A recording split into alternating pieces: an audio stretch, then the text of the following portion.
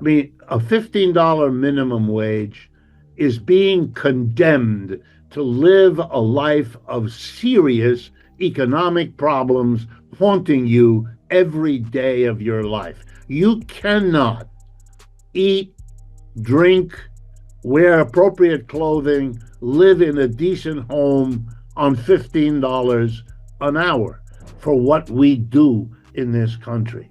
And we are in a place in our country where we're having economic difficulties, and we have a leader who's trying to make the rest of the world pay for our economic difficulties.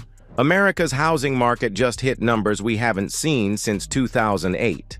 And while Trump fires government statisticians for delivering bad news, millions of Americans can't afford a roof over their heads.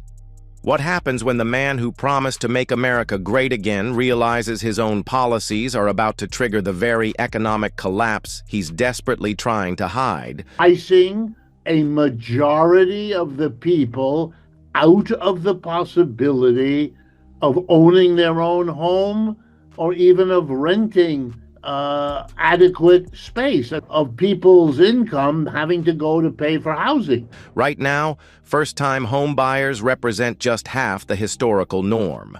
Half. Think about that for a moment.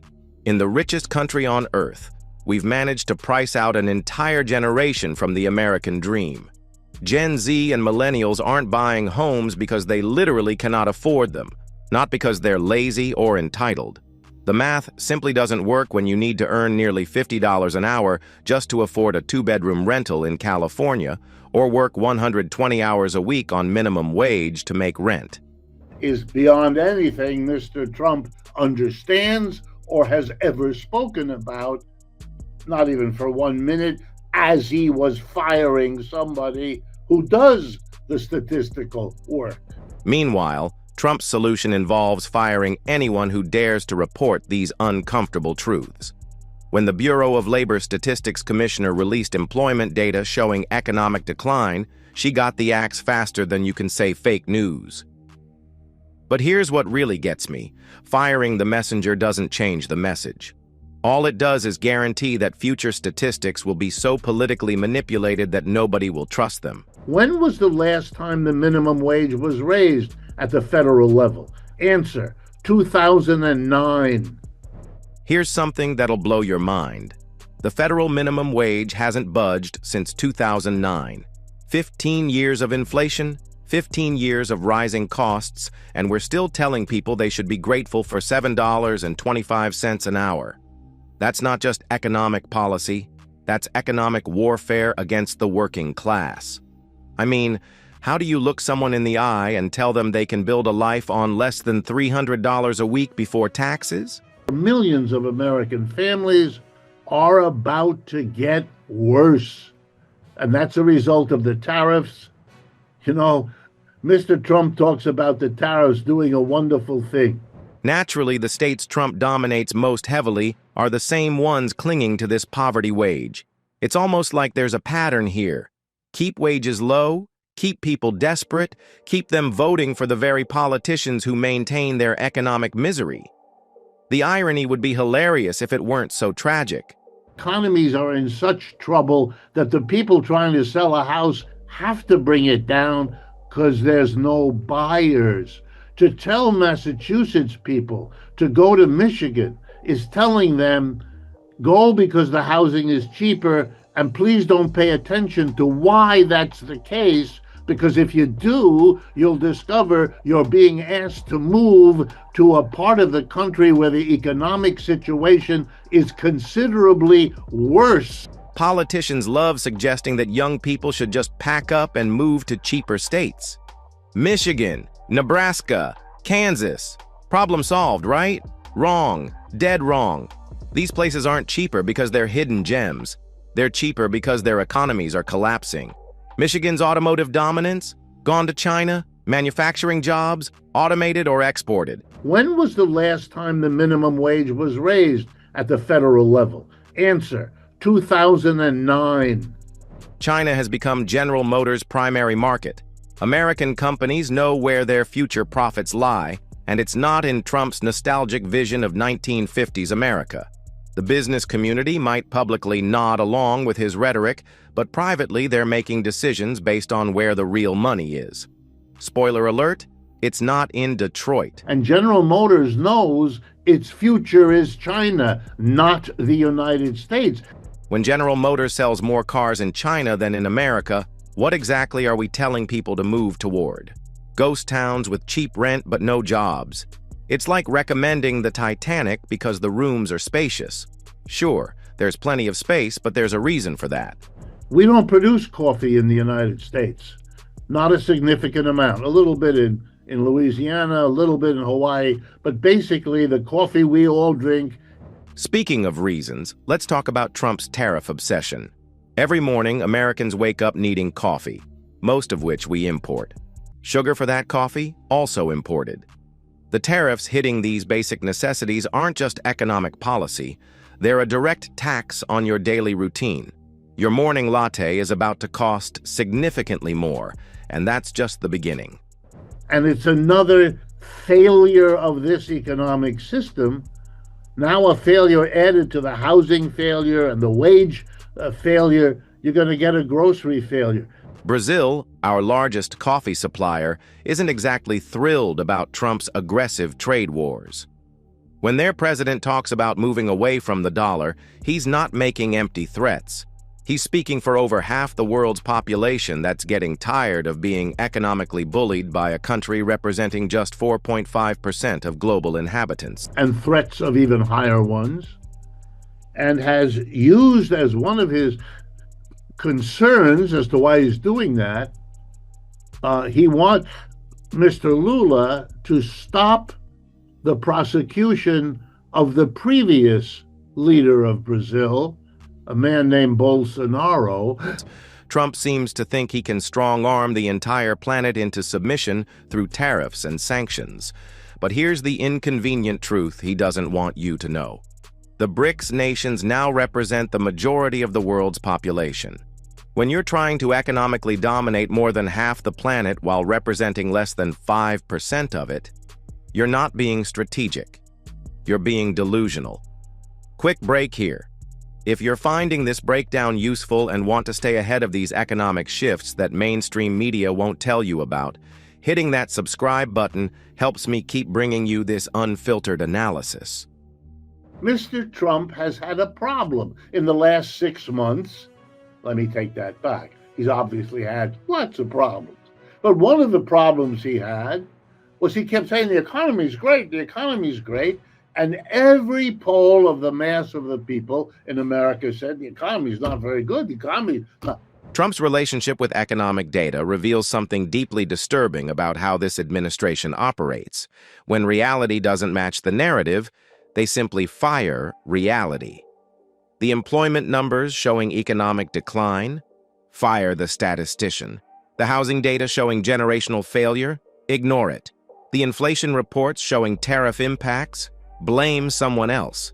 That it isn't appropriate to fire the person who delivers the message because you don't like the message. But here's what Trump doesn't understand about statistics. They're not just numbers, they're symptoms. Firing the person who reports a fever doesn't cure the disease. It just ensures you'll be surprised when the patient collapses.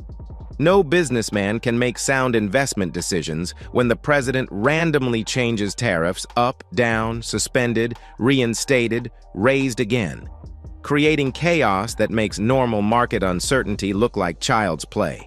Is it justified? Is it getting worse? Are the rich getting richer? A clue.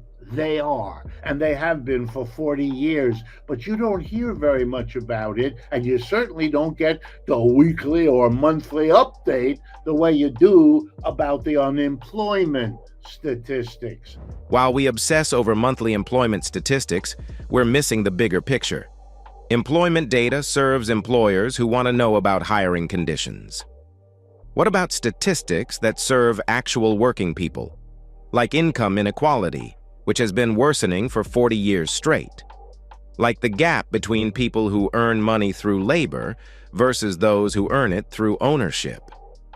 But let me bring you to an awareness of something about statistics that you'll almost never hear. And that is, employment numbers are not the most important thing at all. Most people have a job in our society. Those who want it, most of them, have a job. How would it be possible that someone who already has more money than we can understand gets another $27 billion on top of it? That's Elon Musk just pocketed $27 billion while Tesla's stock plummets and Twitter burns. That's not a reward for success. That's wealth extraction on a scale that would make medieval kings jealous. Yet we don't get weekly updates on this kind of inequality the way we do employment numbers. Why?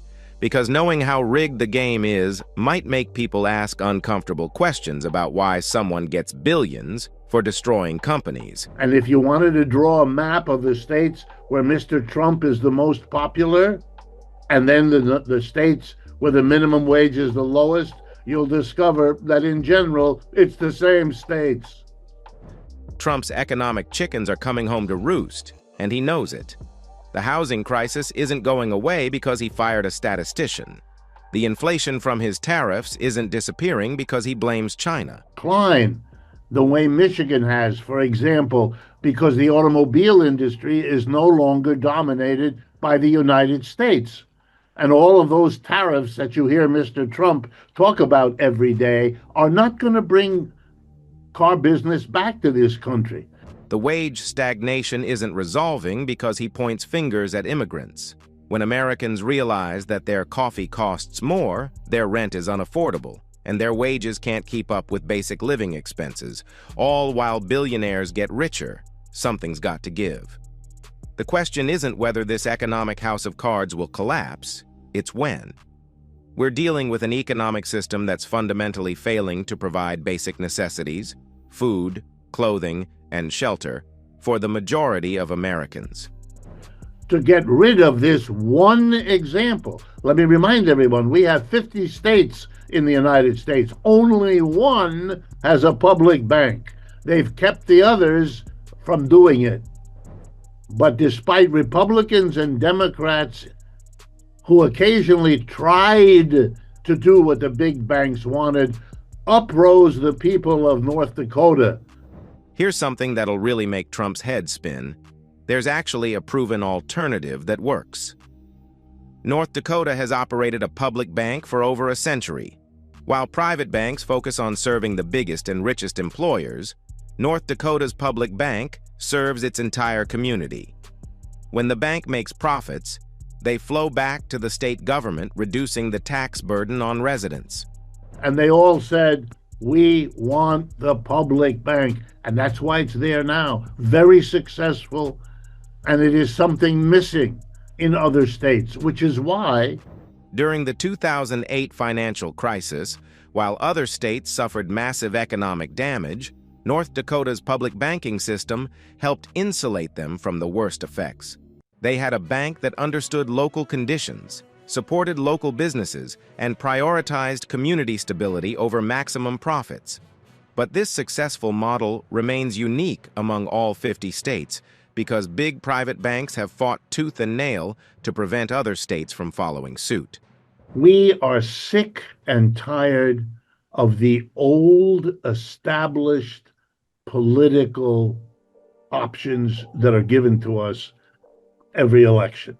The Republican and the Democrat. We don't see a big difference between them. They all make promises. We believe it has to change. The mayoral race in New York City tells us everything we need to know about America's political future.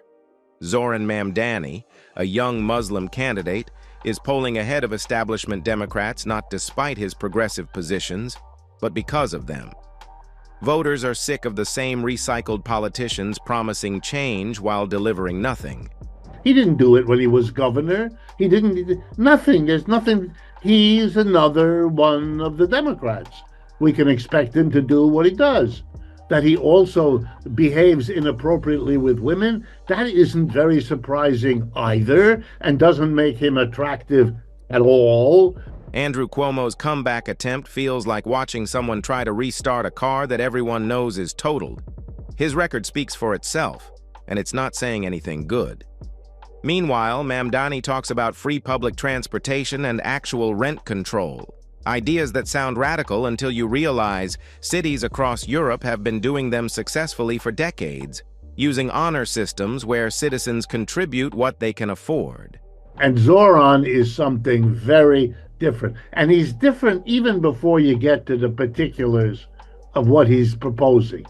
What makes Mamdani's rise particularly interesting is how it terrifies the establishment. Trump has personally gotten involved, contacting Cuomo to strategize against this outsider candidate. Why? Because Mamdani represents something genuinely different. A politician who refuses to be bought by billionaires and big corporations. You want to hold on to your job, Governor Hochul? Be very careful as Mr. Mamdani, as mayor, comes up with proposals. If Mamdani wins and implements policies like free public transit, Governor Hochul will face an impossible choice. Block his reforms and anger the millions of New Yorkers who voted for change, or support them and anger her wealthy donors.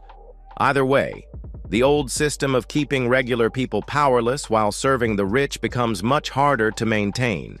Trump can fire all the statisticians he wants, but he can't fire economic reality. Housing remains unaffordable. Wages remain stagnant. Inequality keeps growing.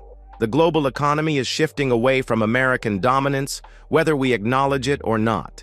Free themselves from being vulnerable to a powerful country like ours, saying the rest of the world has to pay taxes to us, not just to their own country, but to us in some way.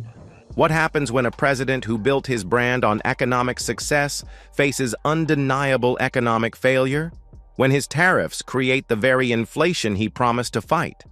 When his policies accelerate the American decline he claimed to reverse? The answer might just drive him completely over the edge. And when that happens, the real question becomes, will America finally wake up? Or will we double down on the delusion? The economic data suggests we're about to find out the hard way. Subscribe to our channel for more political packed economic situations.